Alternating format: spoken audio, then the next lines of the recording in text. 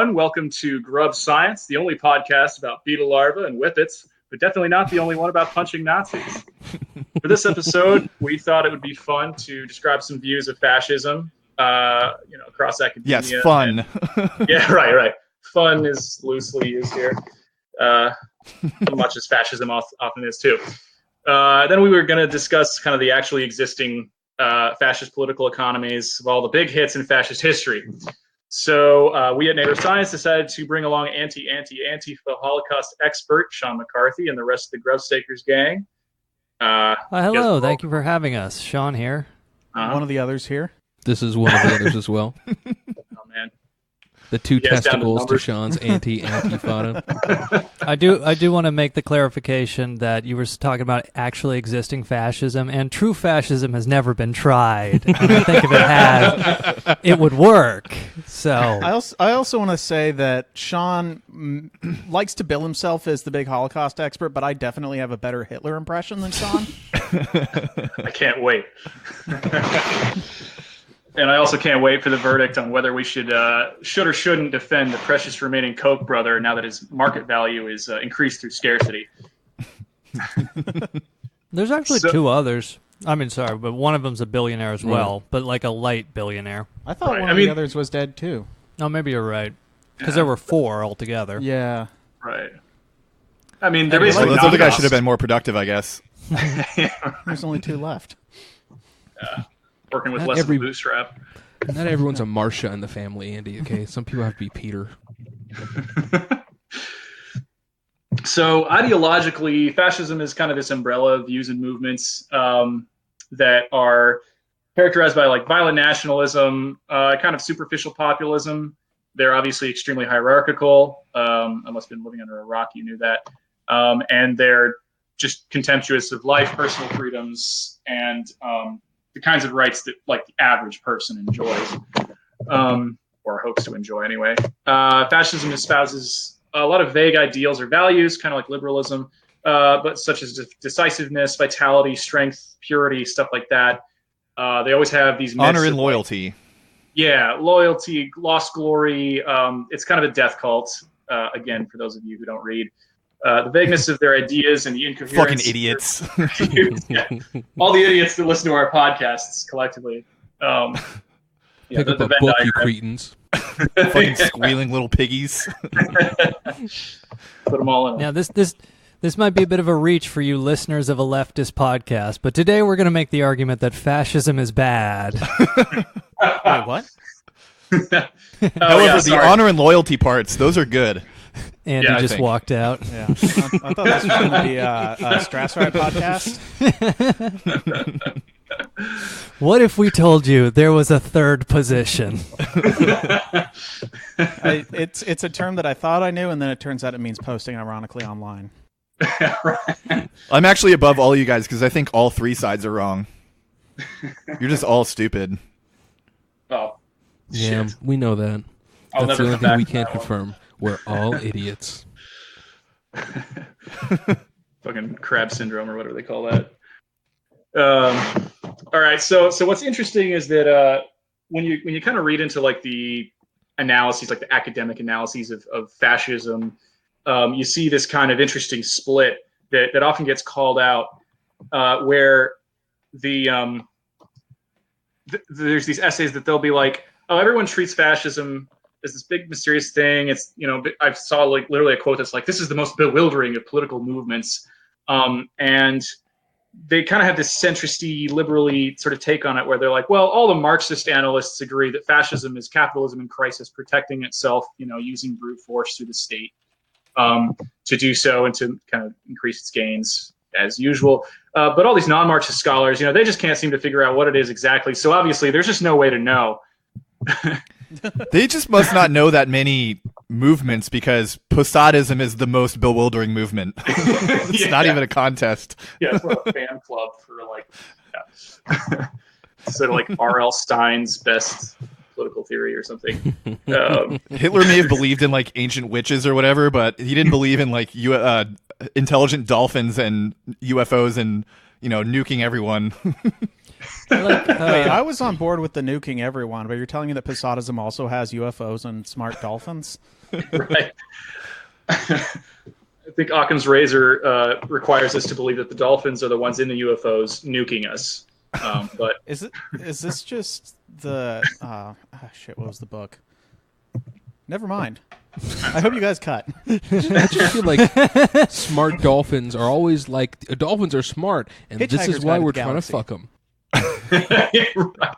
Trying to This create is a why not master- cut, but when someone makes a mistake, I amplify it. Okay, so you're like Grubstakers. this is going to be a podcast where the Grubstakers are exposed. Just how bad our podcast would be if we didn't edit half of it out every week. Perfect. All right. So again, the Marxist or sort of leftist analysis is basically capitalism crisis. It tries to protect itself, and it uses a kind of superficially populist movement to sort of seize the sort of milquetoast liberal democratic order and bureaucracy to then just basically consolidate and fuse the corporate interests with the state interests in the name of the alleged nation. And another way of summarizing it. Fascism is when you uncuck capitalism. Right. As you put it earlier, Ryan, when we were chatting, fascism is kind of like capitalist realpolitik. Yeah. And to quote one of the essays, which, again, this was one of these weird centrist essays where they're like, we have no idea, but the Marxists say, and you're like, well, the Marxist line that you literally just paraphrased was actually pretty good. Fascism is the dictatorship of monopoly capital drawn by its internal contradictions into policies of oppression at home and expansion abroad. Meanwhile, I think two of the most powerful or kind of legible academic attempts outside of the standard Marxist analysis that exist that don't really touch on class or capital per se are, first, there's Roger Griffin, who says that fascism really appealed because, at least at this sort of populist sort of voter mass movement level, because it offered to restore a quote-unquote sense of belonging and rejuvenating the life of the spirit, therefore bringing about the moral rebirth of society. So basically, super reactionary conservatism, a lot of sort of religious undertones here. That sounds like how a fascist would describe fascism. Yeah, I have some questions about Griffin. He's a fascism expert. And as I put it to somebody else I was talking to about, ahead of this episode, who is not a fascism expert, by the way. But I was like, it's interesting how like there's so many Marxists in the study of Marxism, and I kind of wonder about all the people who are in the study of fascism.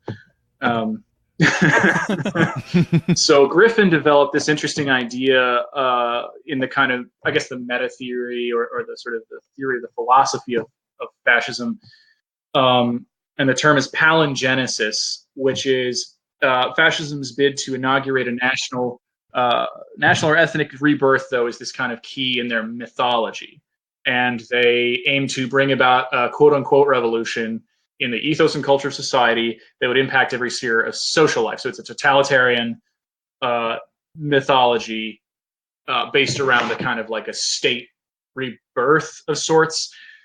And he talks about kind of fascism as a reaction against the secularizing and disenchanting impact of modernity. So I think basically, again, people who don't like to read and refuse to acknowledge things like like that women are people.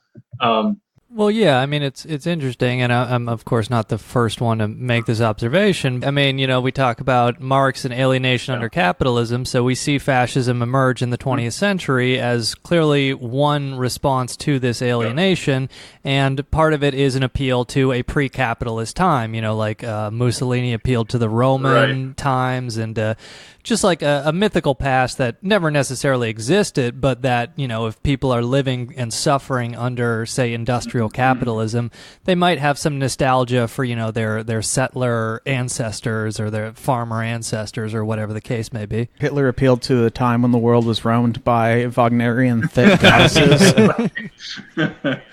Winged helmets and giant metal bras. Yeah. Some of the Nazi occult shit was so funny, where like essentially the Nazis believed, or some of them like Himmler believed, that because they were the master race, they couldn't accept that the runes they would find of ancient Germanic peoples were, kind of like barbarians, essentially.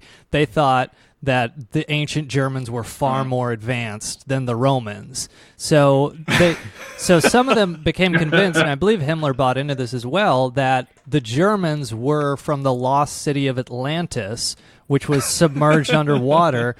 And there was I read about this, I'm spacing on his name right now, but Himmler spent a bunch of money, of SS money, to this schizophrenic guy who was committed to an institution because he tried to kill his wife. But he was an occult guy who spoke in tongues and believed he was descended from these Aryan gods who had some Aryan god battle near the city of Atlantis. And basically Himmler gave him a bunch of money to go around the German forests and countrysides and search for evidence of the lost city of Atlantis.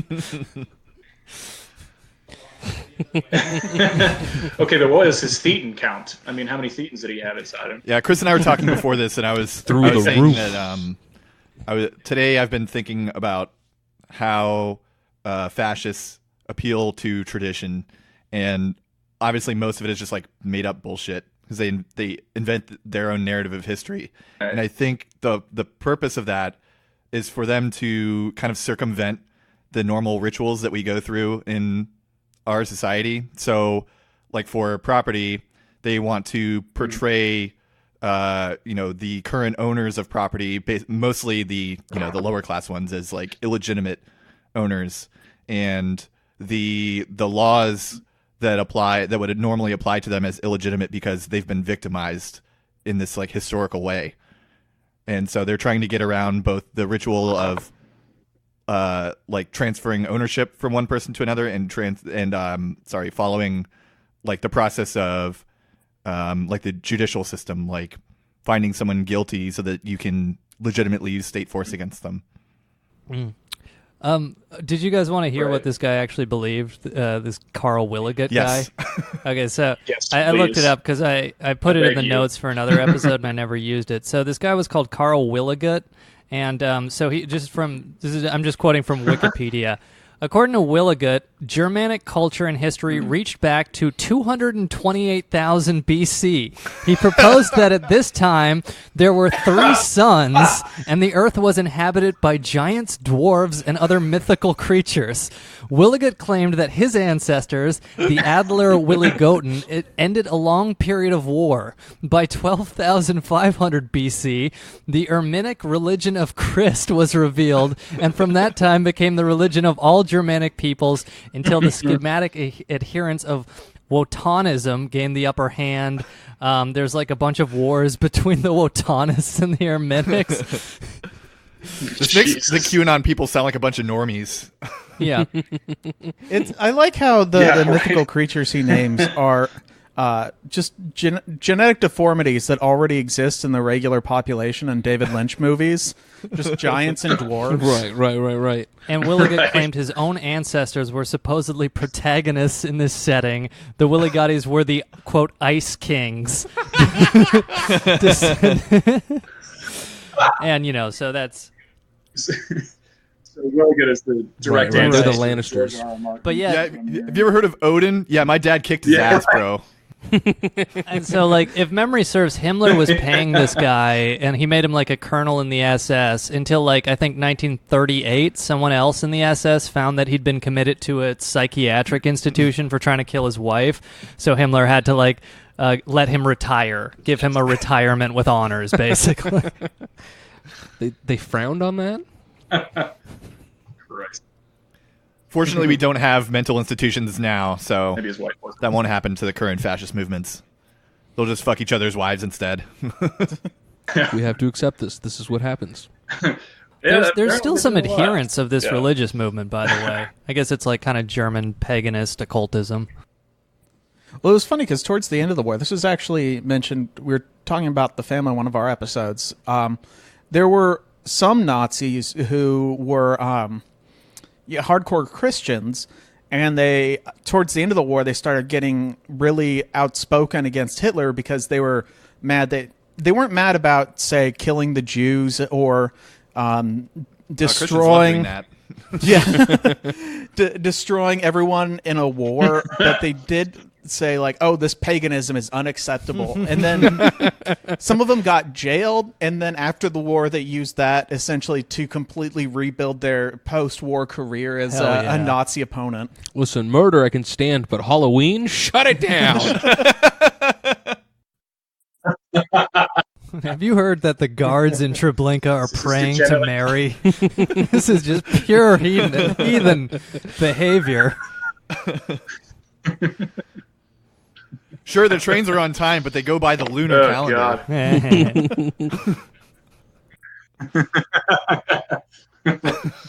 Can't tell the time at night. Or is it during the day? I can't remember. So another major scholar of fascism, as you might put it, wrote in The Anatomy of Fascism, fascism may be defined as a form of political behavior marked by obsessive preoccupation with community decline, humiliation, or victimhood. So touching a lot on what you mentioned, Ryan, and by compensatory cults of unity, energy, and purity, in which a mass-based party of committed nationalist militants working in uneasy but effective collaboration with traditional elites abandons democratic liberties and pursues with redemptive violence and without ethical or legal restraints goals of internal cleansing and external expansion.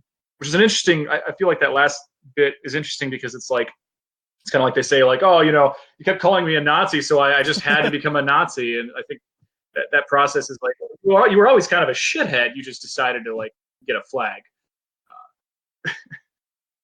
And then also the fact that they collaborated with the state and maintained some form of the state quite aggressively. I feel like that goes quite flies in the face of what he said, without legal restraints. I'm like, I don't know if legal was restraining him at all. Well, it's interesting, just how essentially you find a popular movement willing to support their continued exploitation and oppression. Right. So there's I think fascism is probably just the only real way on the, let's say, capitalist side to square that circle, which is you at least make rhetorical concessions to populism, but ultimately it's the reason that the business community in Germany and Italy came around to it was they recognized that the alternative was the, if not end of private property, severe restriction of it. Sure. Yeah, exactly, and that's because you're a dirty communist that you would say that. It's really interesting because fascism is to kind of statist, totalitarian politics or whatever, just as any branding campaign is to a standard corporation. It's just if you drink Coke, you'll be happy. If you all follow my brand, you'll have a satisfying life and you'll get the partner of your dreams, or whatever the fuck.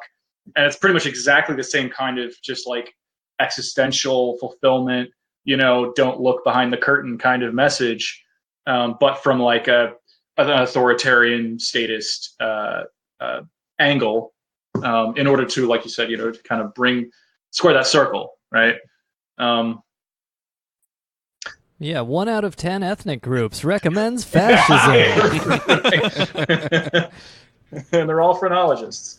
Now you're saying Coke's going to solve all my problems, though? That's COKE? I need to get that. Yeah. Put that in your... How exactly do you drink Coke? I think butt chugging's the way to do it. I share it with a fellow brown shirt. The Nazis invented Fanta, right? I think is that in my head for Coke, some reason? Coke invented Fanta for the Nazis using leftover materials that they had in Germany. Did you just say leftover materials? Could you clarify that? Yeah, the reason it was orange flavored is because they had a bunch of orange peel laying around, so they made a soda out of orange peel. Okay. Oh, really? I was afraid you were going to say I don't know how.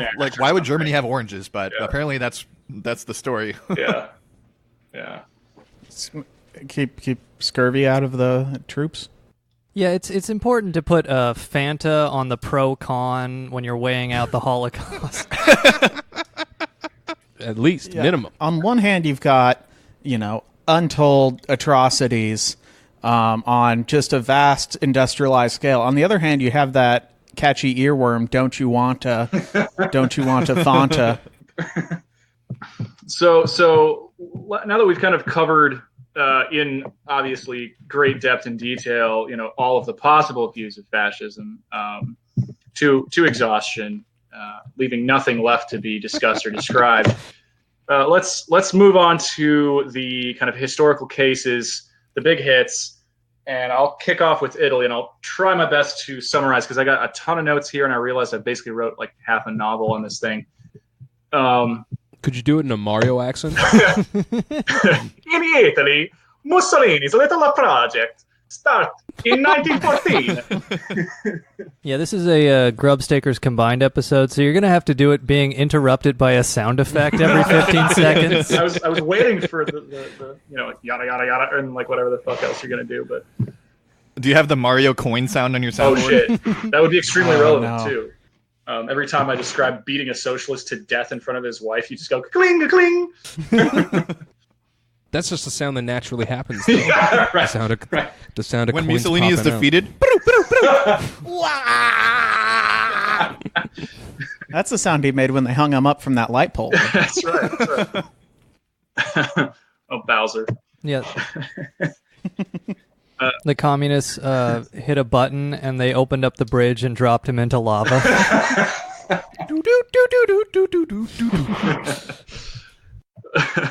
So Mussolini was an interesting case because this old bastard used to be part of the Italian Socialist Party, but when World War I kind of kicked in and fucked up a lot of the sort of socialist movement and organization and kind of a lot of their cohesion across Europe, Mussolini started to get really, really into this kind of pro-Italian interventions, very into like Italian militarism as kind of a path to national modernization and shit. And this is, of course, coming on the coattails of Italian unification. So he was he's just getting a little too heated about that part. And who knows really like what was in his heart as a socialist properly when he was still part of the party.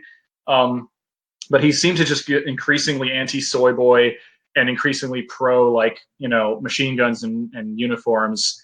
And so in 1914, the Socialist Party. I'd probably describe him as like a grunge rock anarchist.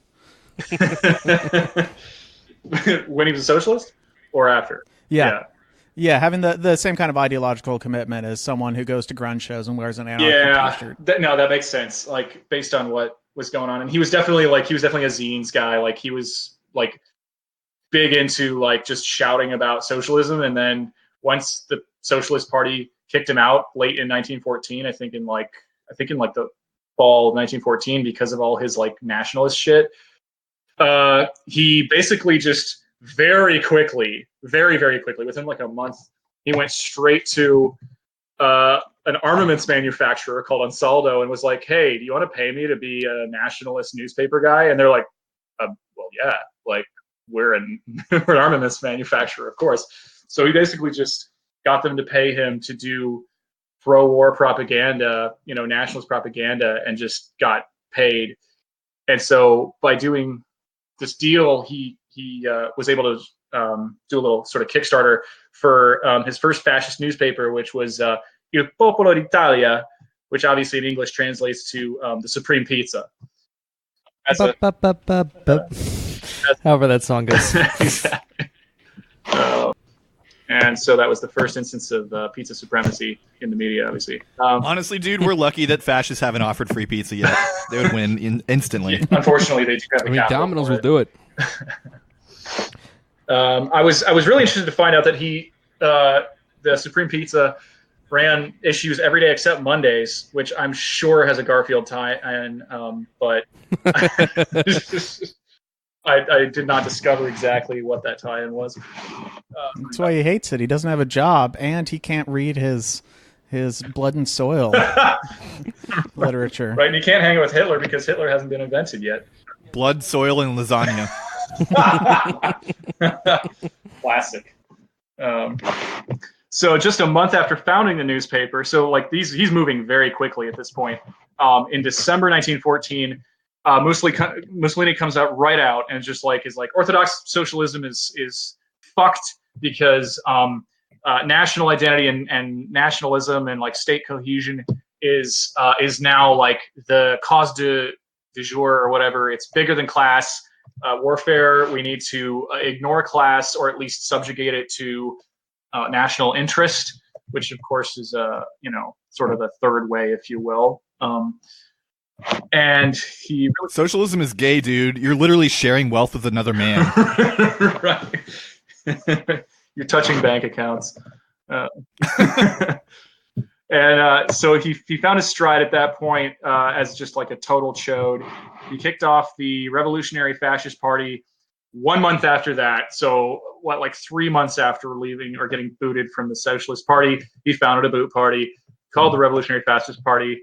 And then several years later, after kind of developing momentum and then doing poorly in some elections, they rebranded in 1921 as the National Fascist Party, just doing the nationalist thing right out there. They kicked him out of the Socialist Party when they found out he posted on the stupid poll Reddit. Right, exactly.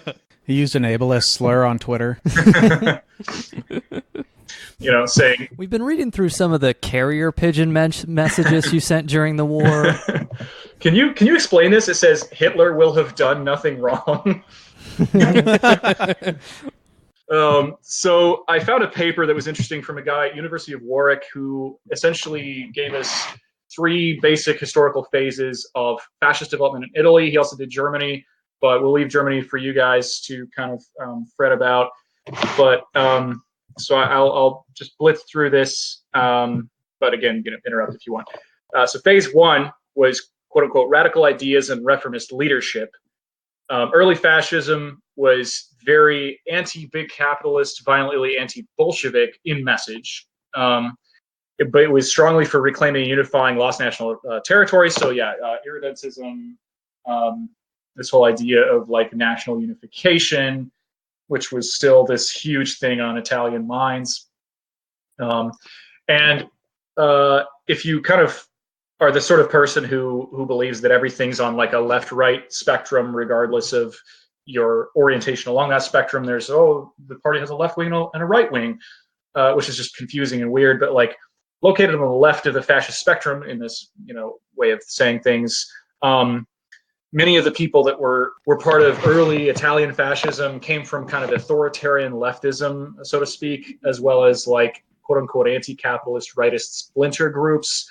I read that fasci, which eventually becomes the term fascism, but fasci for a little while was just kind of a term for these political splinter groups throughout Italy because of the Roman tradition and this idea of the It occurs to me, so Mussolini was a socialist with a socialist newspaper who became a fascist. So, of course, the modern equivalent of this is going to be a socialist podcaster. And now you just have me thinking about which podcaster is going to become the Mussolini of our movement.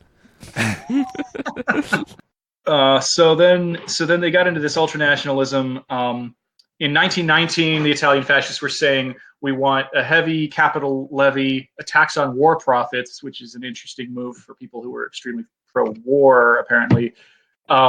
Generous. Yeah, Hitler would. I was just going to say Hitler would always talk about like hang the war profiteers, or we're going to destroy the war profiteers and all that. So it's just a way of, of course it's like militant, but it does rhetorically attack capitalism and it just on the surface level. Right. And so this is there's that also, and there's also the anti-individualist element where fascism meant like fastening together of sticks, or like a bundle of sticks, because you can't one stick you can break easily, but a group of sticks are much harder. Yeah, exactly. And so when you're designing your political economy with a crayon, it's actually best to just hold the whole box and scribble it all over until something happens. But yeah, basically the early kind of writers within Italian fascism spoke of a post-capitalist economic system. And again, we're just, this is the rhetoric they use to kind of draw people in before they sort of sandbag the people who wouldn't just fall in line. But spoke of a post-capitalist economic system with quote-unquote collective ownership of a corporative economy. And of course, that right there should give it away, but I think a lot of people don't think that far.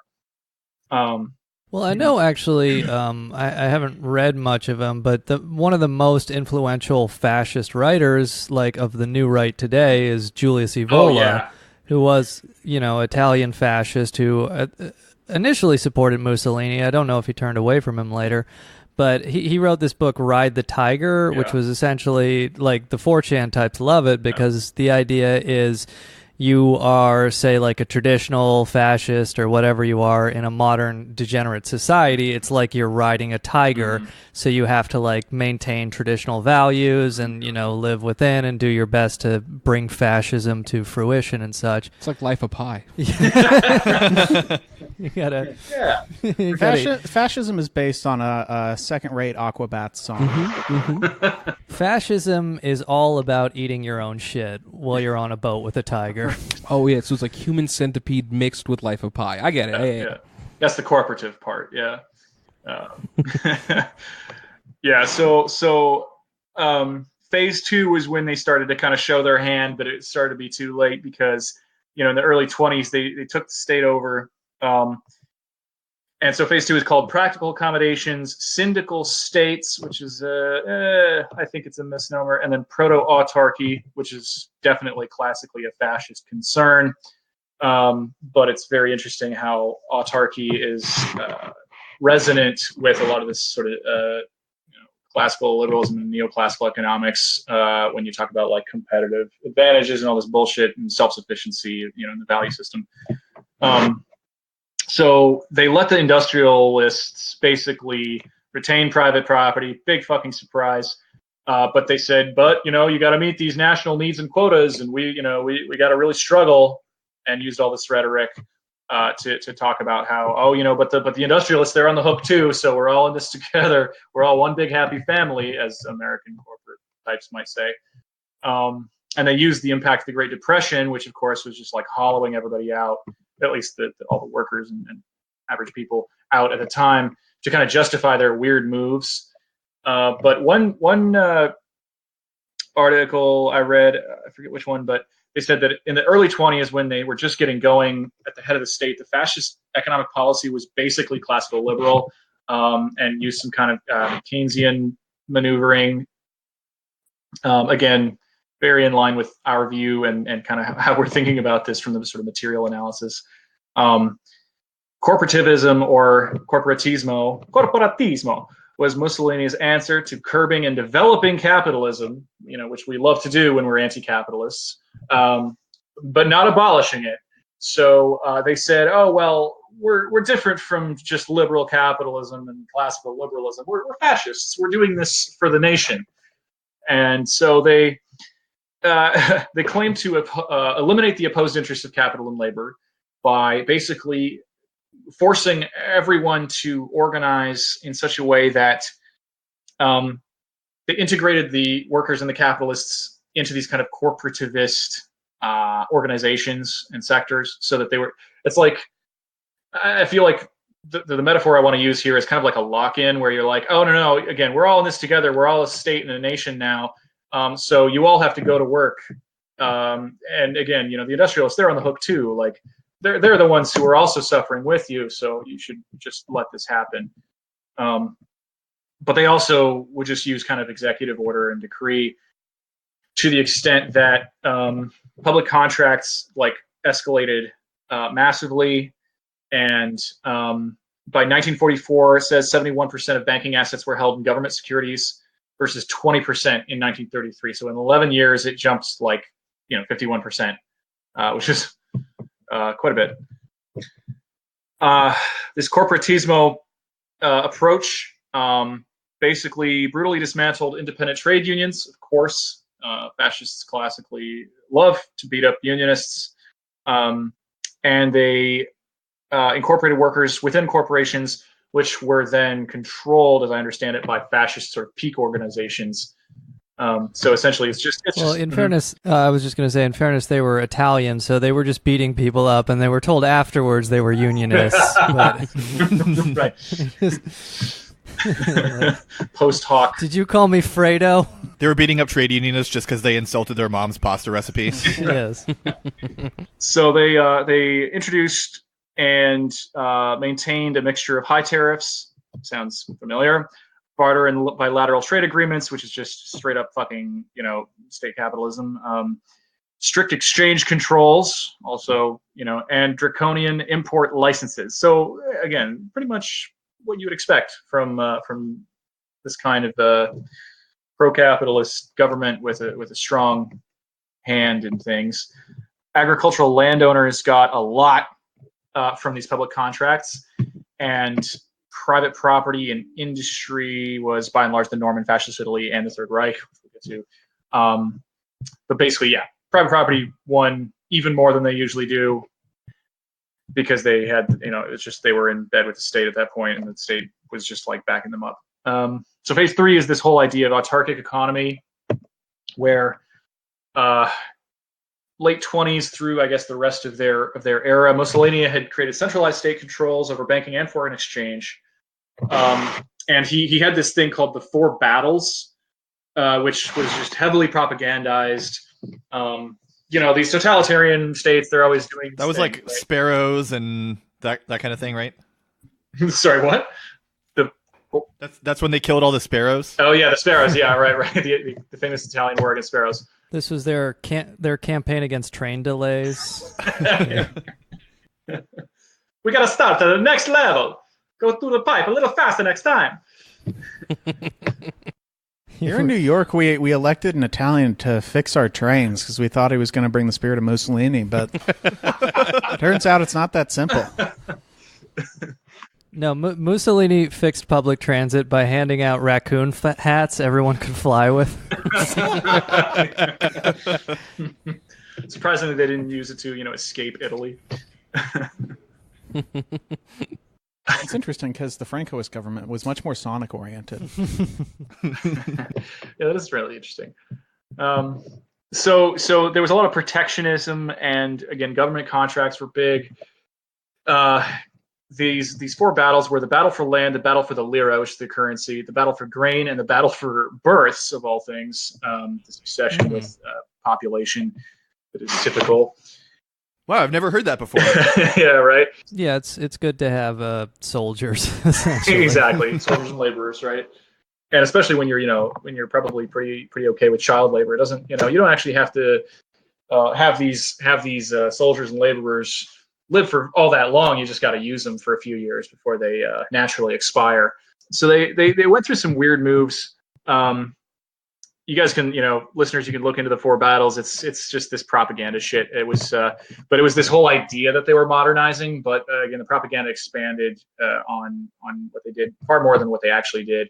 So, for example, in the battle for land, which is like draining swamps, literally, and reclaiming land. That's where the Goombas come in. Exactly. Just a bunch of Italian peasants running around jumping on wildlife. Reclaiming glands, so they were anti-circumcision. For Mussolini, the four battles were the battle against gonorrhea, the battle against chlamydia, the battle against HPV.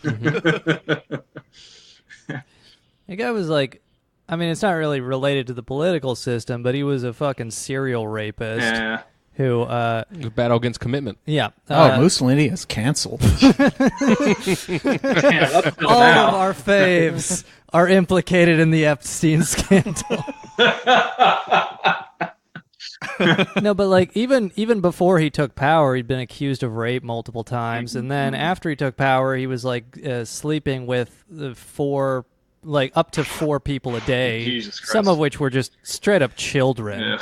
Ugh. I mean, hold on though. Would you be surprised if Alessandra Mussolini was implicated in the Epstein thing? Would not be. I would not. Yeah. In this house, somebody's got to make the pizza. So I'm going to skip the details, but basically, Mussolini also pegged the lira to the British pound sterling in 1927, which resulted in the most anti-nationalist thing you can do for your economy is peg it to a foreign currency. Economic nationalism fail. Right. Yeah.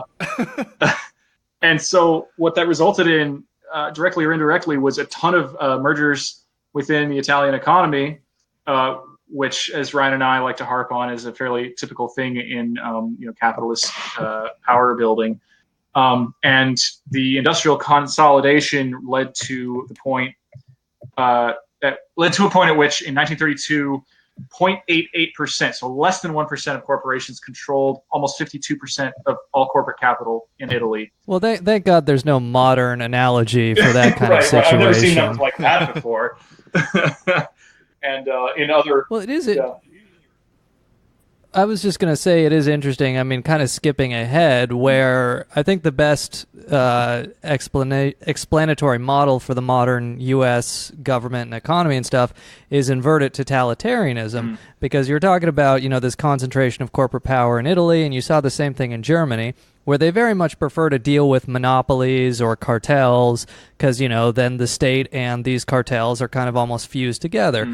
And you do see something very similar to that in the United States, where essentially the too big to fail banks are, U.S. law is not applicable to them. Right. They can just fucking traffic cocaine or do 10 million illegal foreclosures. It doesn't fucking matter. Yeah. Nothing they do can result in actual punishment. Right.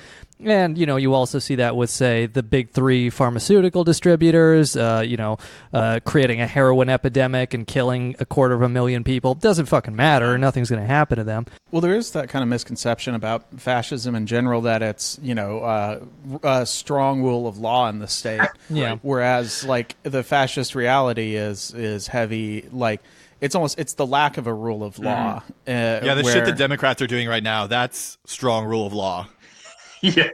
Right. Where they do nothing because the law says they can't do anything. That's rule of law. Yeah. But yeah, why I think inverted totalitarianism is an interesting explanatory model, where it's essentially, it's kind of like we live under fascism, except you have civil rights. You can do freedom of speech, you can do freedom of assembly. It's just literally nothing you do, including voting, will ever change or challenge corporate power. Right. Well, at the same time, though, also, even under the Nazis, there was voting, and freedom of speech is severely limited in terms of, corporate power, because, you see people they'll lose their job for their Twitter posts or what have you. So, in a lot of ways, we don't even have those, or, I don't know, guys. I'm pretty sure hashtags are doing everything we need them to do. Hashtags are very structurally sound. I think it's just interesting in the mechanism of enforcement, where it's in Italy or Germany, the government will put you in jail or straight up murder you if you criticize the government. Yeah. Whereas here, it's just the government's indifferent. But it was also paramilitary organizations early on. Right. Which is the brown shirts, or even the SS was kind of a government. I guess they were a government agency, but a lot of them kind of worked outside the law. Right. Well, and I guess we'll kind of get to, my imagination of if and when fascism comes to America will be something like that, where, you'll never get rid of the First Amendment in this country, so you will always have a legal protection against government suppressing your free speech. But what's just going to happen is there's going to be a private militia that's going to have access to the police Palantir database, and it just so happens that if you criticize the government too much, some fucking militia guy is going to show up and put a bullet in your head, but it wasn't the government, and for some reason this murder is never going to get solved. Yeah. But aren't we there now? Isn't that not the future? Isn't that more today? We do have those protections for speech and so on and so forth. But at the same time, if you say the wrong thing, regardless of context, it can be spinned against you in a way that being against for speech would be, that's how that would be enacted. Yeah. Well, and for example, on our podcast, none of us can talk about who we work for.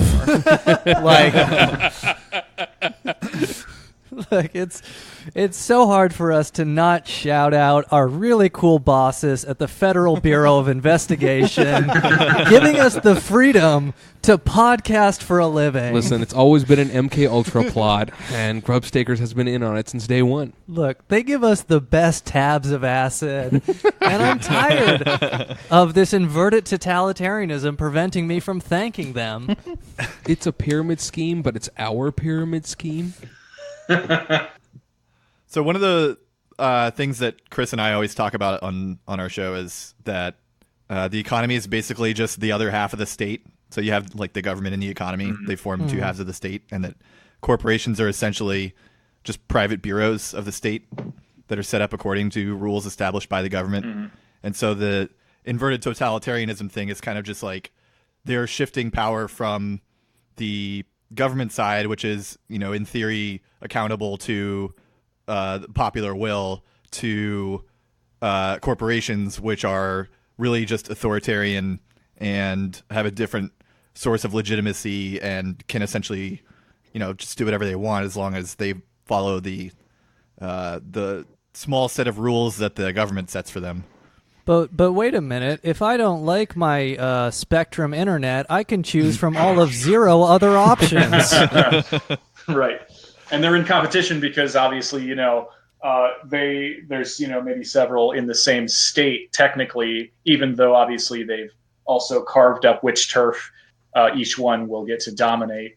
Yeah, they're all local monopolies. Yep. There was a time where the Con Edison was running ads in the subway as though they didn't have a total monopoly on New York's electricity.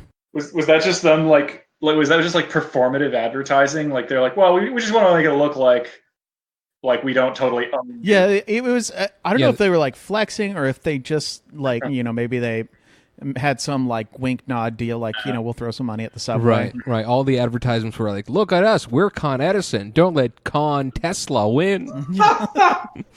That is, as I understand it, the whole point of advertising is since they can't tell if an ad works, actually sells products. Yeah, the idea is just to engender positive thoughts about the brand.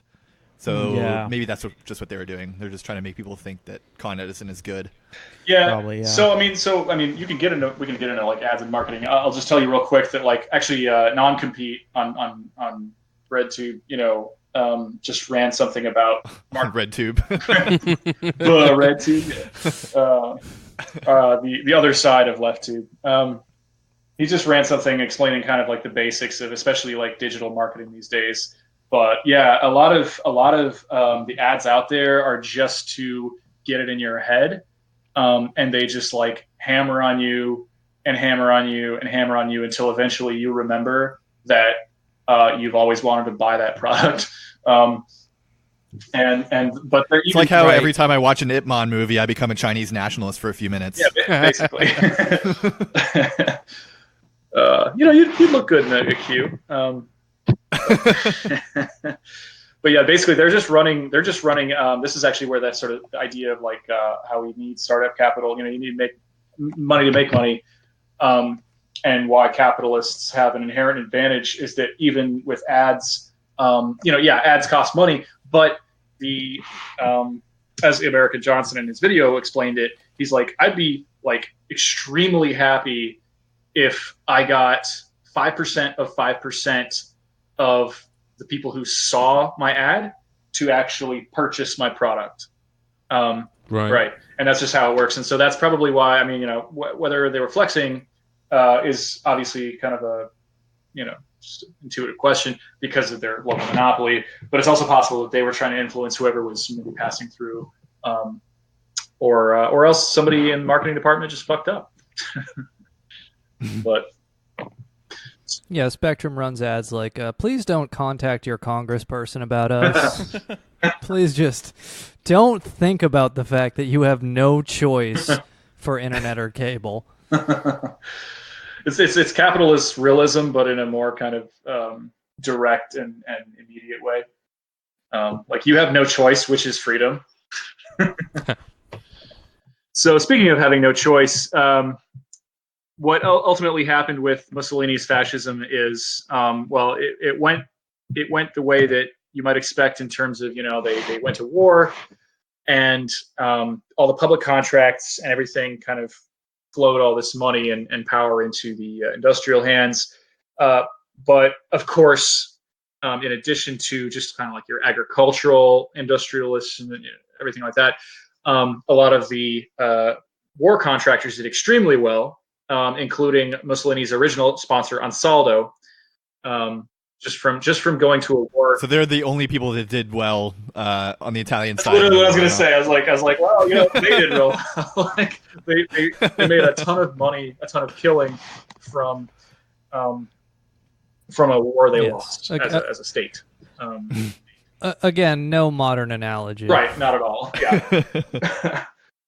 Yeah, and actually, this is just a quick plug in the middle of the episode for, I don't know if any of you have been listening to the newish podcast, Eat the Rich.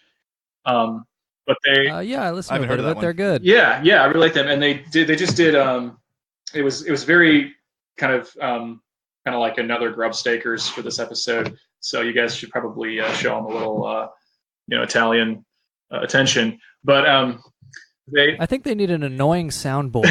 Yeah, you can't really be Grubstakers hacks unless you're playing sounds no one wants to hear, including the hosts on the show. Why con Edison when you can con Grubstakers? Yeah. So I like the podcast, but they edit out all the mouth sounds the hosts make. And that's really, I need a human podcast, something that's really personal. Yes. This sounds like it's... Yeah, not enough butt talk. Yeah. Look, I can't really learn about the rich unless I hear somebody chewing. I am guilty Well, of that. now I'm totally regretting moving away from the mic when I was stuffing pistachios in my face 10 minutes ago. Yeah, I need a podcast that sounds like our former vice president at all times. But yeah, so they did basically one of their last episodes. They did a whole takedown of the Bush dynasty as yet another Nazi legacy thing. And I'm sure, I can't remember, and I'm sorry. I'm sure you guys did one too, right?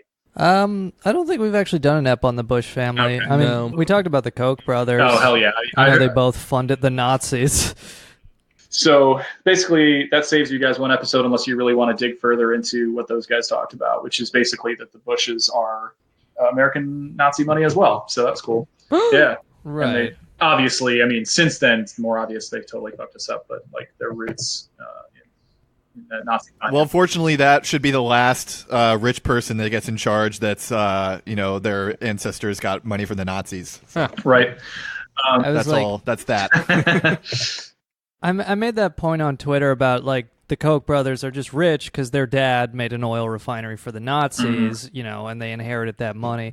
And, like a couple like libertarian types accounts were being sarcastic with me. Like, yep, that was their only profitable investment ever. The most profitable oil refinery, just the one they set up from the Nazis.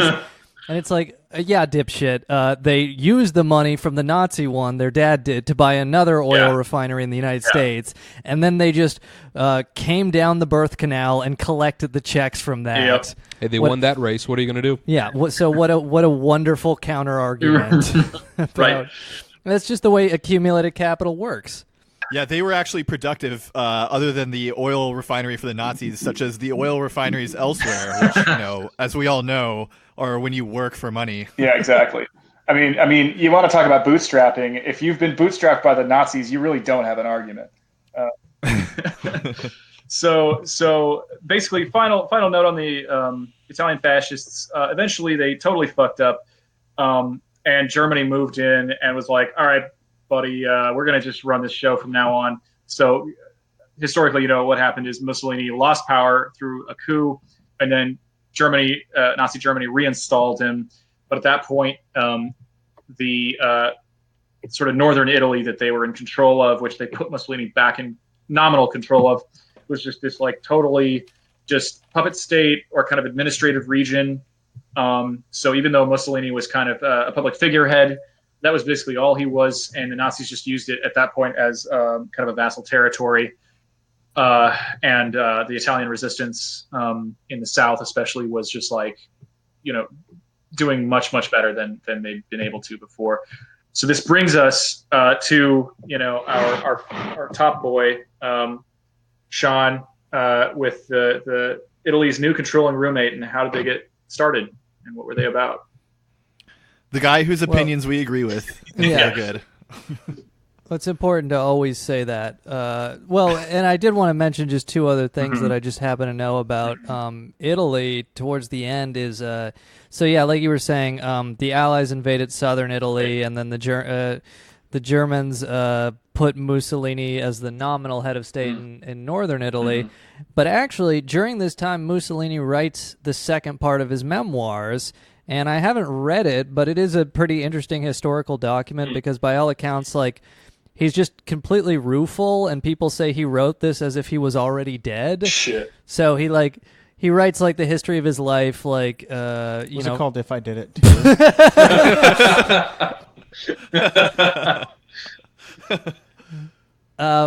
But yeah, and then the other thing, I'm reading this great book called Savage Continent, and it's about what happened in Europe after World War II. And an interesting thing is, because the fascists were they were in power like so much, significantly longer than the Nazis, they were much more able to infiltrate the Italian state at all levels. Yeah.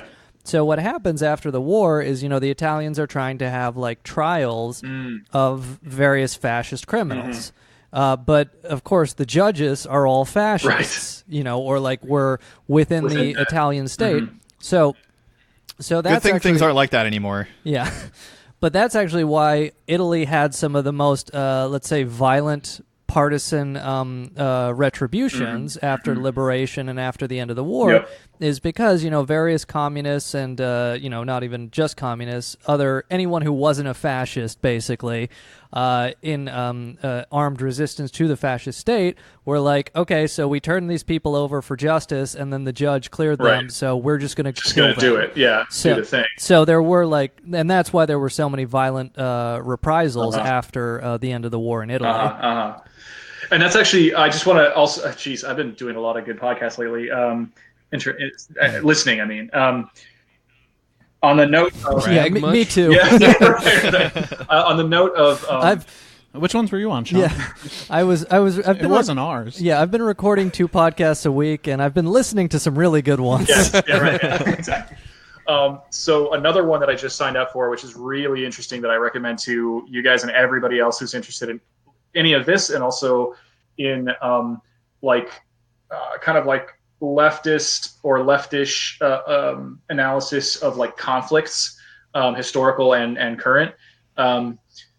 There's a podcast called The War Nerd, which I basically linked up with via one of my mofos on Twitter, who recommended the episodes that they did on Italy's Years of Lead, which are basically about the decades after the war, in which, yes, those partisans and the sort of fascists and post-fascists who were swimming around in part of the bureaucracy, et cetera, were basically struggling to make something of their kind of post-war state, and ended up just like blowing each other away for decades, and like insane conspiratorial shit going on, and like anyway, and they have an actual Italian historian of sorts who gives the dirt on like the very barest summary of what happened, and it is absolutely mind-boggling. So if you're into this kind of stuff about like modern politics and conflict and Italy's political history, etc., and how it might apply to us today and in the future, Years of Lead on The War Nerd. Look it up. Mm-hmm. Yeah, do you know how much you have to fuck up as a country to elect Silvio Berlusconi 3 times in a row? Like, just do that guy, please.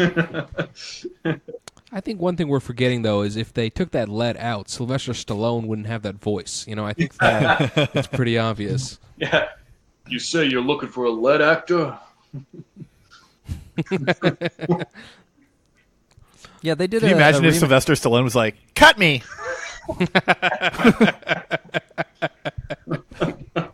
I think they also did a Years of Lead in Michigan, Flint. Shit. All right, so Germany. Yeah, let's hear about this. Well, so I read this book, Wages of Destruction by Adam Touzé. I've talked about it on our podcast, Grubstakers, a bit. And, like if you're interested in the economy of Nazi Germany, I mean, it's a great resource. It's long, but, I just find that stuff very interesting. Mm-hmm. And something I've talked about is, Hitler is, of course, appointed chancellor January 1933, but then there is one last, mostly free election in Germany under the Nazis in March 33. So Hitler, before this election, calls a meeting of the leaders of major German industry. I believe Deutsche Bank was there, a rep from, I believe the precursor to IG Farben, Krupp Steel, et cetera, et cetera. These reps of major German industries go to meet with the new chancellor of Germany. and they're expecting to hear about his plan for this or that or whatever. And what he tells them very directly is, we're going to have an election. What he tells them is, we're going to have an election, but if we win, then we will have a legal mechanism to suppress the communists and the social democrats. But it doesn't matter if we don't win. This is going to happen anyways. Right. So you need to give us money to fund our upcoming election campaign. And this is in your interest because we are the power now. So you want to play nice with us, and we're going to protect your private property and all this. And then he just leaves the meeting. And I think Hermann Goering was there as well to work out the details. Well, part of that was also they would have brown shirts at the polling stations, right? Kind of to intimidate voters and make it clear that, like, maybe if you vote for the wrong person, you might get beaten up later. Yeah, no, the modern historical analogy is when Obama put the Black Panthers at the polling stations to prevent Mitt Romney from riding that 90% tidal wave he should have gotten. But yeah, so of course, and then the Nazis lose seats in March, but then the Reichstag fire and the Enabling Act, and they none of the communist elected people, the KPD, are allowed to show up for the Enabling Act vote. The Social Democrats vote against it, but they're outvoted. An important piece of context for like the rise of power of the Nazis was that at the time, like in Germany, first after the humiliation of the loss of the war, then after the hyperinflation, and then ultimately the lead up to the Great Depression, there was a lot of or the very beginning of the Great Depression, there was a lot of communist activity in Germany. Some of it was linked to the Soviet Union, but a lot of it was just people were communists. And and so there was a good deal of street fighting. And, the business interests, they saw that the brown shirts, the paramilitary wing of the Nazis, were the ones fighting the communists, and then at the same time the Nazis would start street fights with communists and then say that the communists were causing all the violence in the streets. The way that they framed it was like, we're the only bulwark against the rise of communism in Germany. And that basically was how they lured, more or less how they lured business interests behind them, was to say, like, we'll stop them. Right. Yeah, Hitler gives this really fascinating interview to I believe it was The Guardian. I'll look it up in a second here. But regardless, what happens when they come in is they inherit some spending programs from Social Democrats, but they actually go on a military Keynesian deficit spending spree. It's kind of interesting where they have like these they have war reparation obligations, but Hjalmar Schaut, or I don't even know how to pronounce that, he essentially becomes dictator of the economy. Like, he was a previous finance minister in Weimar, but Hitler makes him head of the Reichsbank and the finance minister. And he comes up with this scheme called MIFO bonds, which is essentially just printing money, but not... Sounds like something from fucking Rick and Morty or something. I turned myself into a Stuka dive bomber, Morty. Don't you get it? I'm Stuka dive bomber Rick. But yeah, so MIFO bonds are just like, the government will give you a piece of paper that says, hey, we'll give you, this can be traded for goods and services with the government, or, you can redeem this for payment at a later date. They essentially just print money to buy war materials. And with that, after they have the power from the Enabling Act, they do a bit of privatization, where they privatize some banks that had previously been nationalized, and some other industries. But they essentially say to the industrialists, you can keep your shit as long as you give us preferential access for military buildup. And And like I think they put like a 5% max profits. I believe that was the figure they come up with for wartime industries. But it is like we were saying, really kind of hands off. The industrialists can make money as long as the economy is serving the war effort. Right. Like I think there's only like there's very few cases of nationalization, but there is one case where they like nationalize some sort of aircraft maker. To retool it for making planes of war. But they're mostly either privatizing or encouraging the development of cartels, such as IG Farben, because that's the best way to deal with the corporate estate. Right. My favorite thing about learning all this stuff is that all of the companies that are supporting fascism are still around today. Yes. Right. Well, really glad we dealt with them. Yeah, IG Farben became Bayer, which is Love it. And then of course the iconic VW Bug, the original version was hand drawn by Hitler. He designed the car. Oh my god! I didn't that know became the VW Bug. Yeah. Herbie fully loaded. It's completely different in my mind now. Herbie's a car Herbie's the nationalist. people's car. It is the cars it loves. He wants an ethno-state for cars. Yeah, so Hitler, I mentioned this earlier, he gives an interview to The Guardian in 1923, and he says, quote, socialism is an ancient Aryan Germanic institution. Our German ancestors held certain lands in common. They cultivated the idea of a common weal. Marxism has no right to disguise itself as socialism. Socialism, unlike Marxism, does not repudiate private property. Unlike Marxism, it involves no negation of personality, and unlike Marxism, it is patriotic. And so, that's something you kind of run into, like if you read Mein Kampf, another obsession with a big part of that, besides, of course, the anti-Semitism, is direct attacks on socialism or communism, or he'll talk about his experience speaking to, like, workers when he was a laborer and how he views them as, like, well, he worked some day jobs. He didn't work that much, but he was a bum, actually.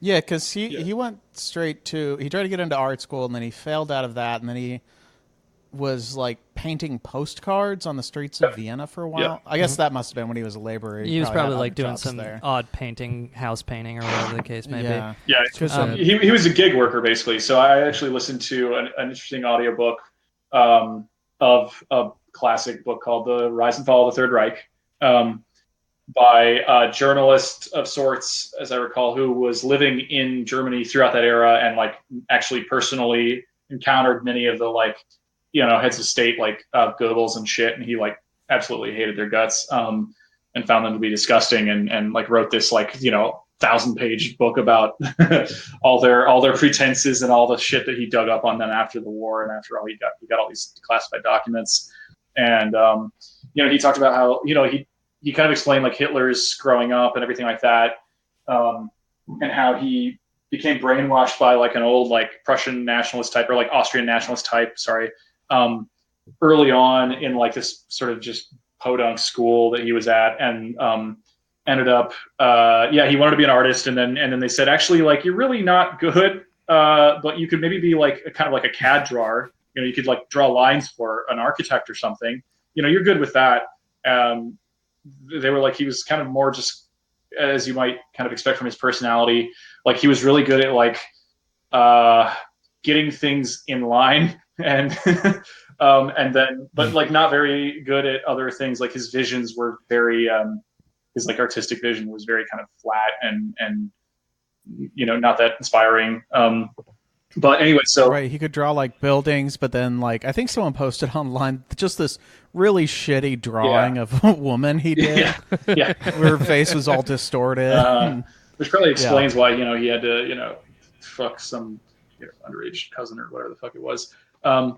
But his basic thing, and like I'm kind of telling him myself a little bit here, just as a fucking temp worker, but he was basically a gig guy. Like he was just a gig economy kind of guy who like was apparently just, but he was like, in other words, if he were alive today, he would be an Ubermensch. yes, yes. Yeah, I'm canceling myself for giving Hitler 5 stars out of politeness. Right.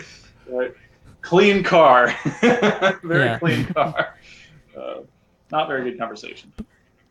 Yeah, So. but so I guess my point was with the Guardian interview, he talks about, when I take charge of Germany, I shall end tribute abroad and Bolshevism at home, but at the same time, he calls himself a socialist, and a lot of Mein Kampf is devoted to attacks on socialism and like saying, the German workers are like so great, so noble, so hardworking, but they have had their minds poisoned by this Bolshevism or, communism that's essentially internationalist, that doesn't recognize the nation state, that doesn't recognize the German race.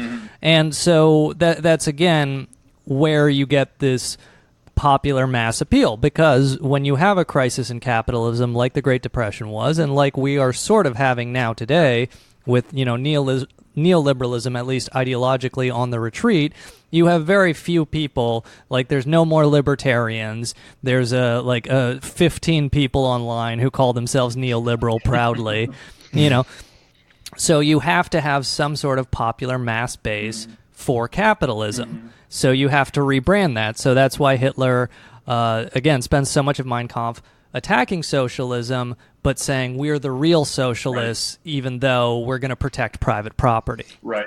And in his mind, he associated, the international element of Bolshevism and Marxism with, let's say, the ethnic background of Marx. Right. Yeah. So would you say they did a pretty good job then of essentially doing what the allegedly what fascists do, which is protect and bolster capital interests in Germany? Like, yeah, I mean, like until they're losing World War II, right. and then some of the capitalists start to regret their devil's bargain. Thanks everyone for listening. That was the end of part 1. Come back next week for part 2.